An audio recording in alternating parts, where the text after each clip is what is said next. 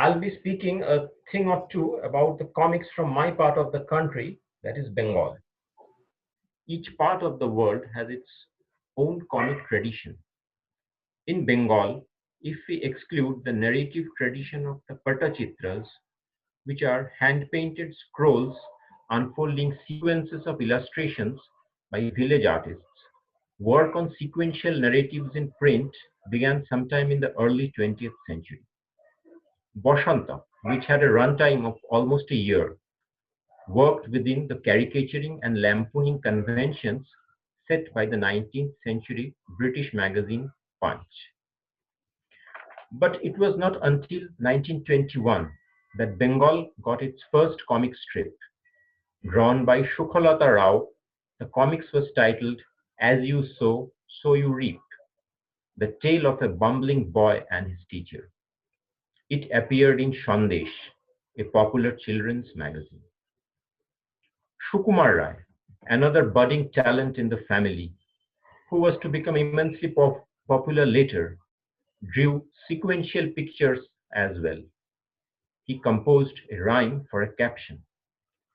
Thus began the journey of Bengali comics as an easily consumable visual, which strangely restricted itself within children's magazine, always provided juvenile entertainment, more or less moving within the confines of a self-imposed censorship.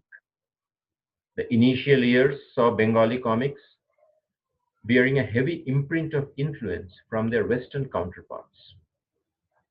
Early Bengali comics seldom went beyond the slapstick mode of humor till the arrival of more ambitious practitioners.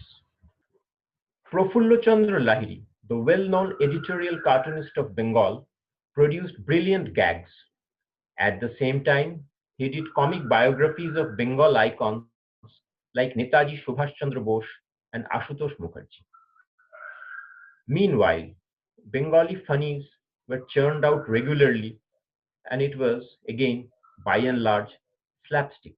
Narayan Devnath, the grand old man of Bengali comics, launched his hugely successful Batul the Great in the 70s.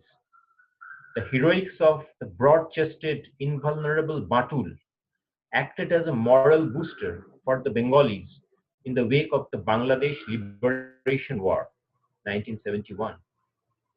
But Batul differed sharply from his American counterparts because Batul's vigilantism was never co-opted into becoming a subtle instrument for national propaganda. Moyuk Chaudhuri drew recklessly, with deeply inked shadows. He made singular attempts to go beyond the gags and other run-of-the-mill stuff.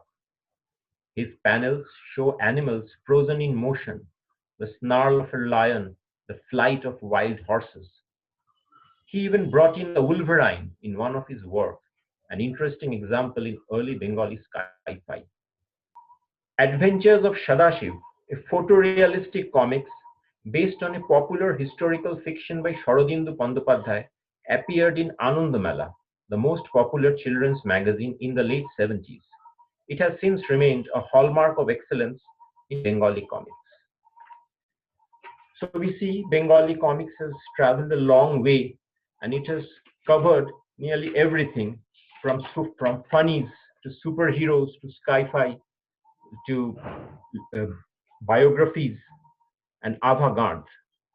But as a subject, the Bengali comics is still vastly under-researched.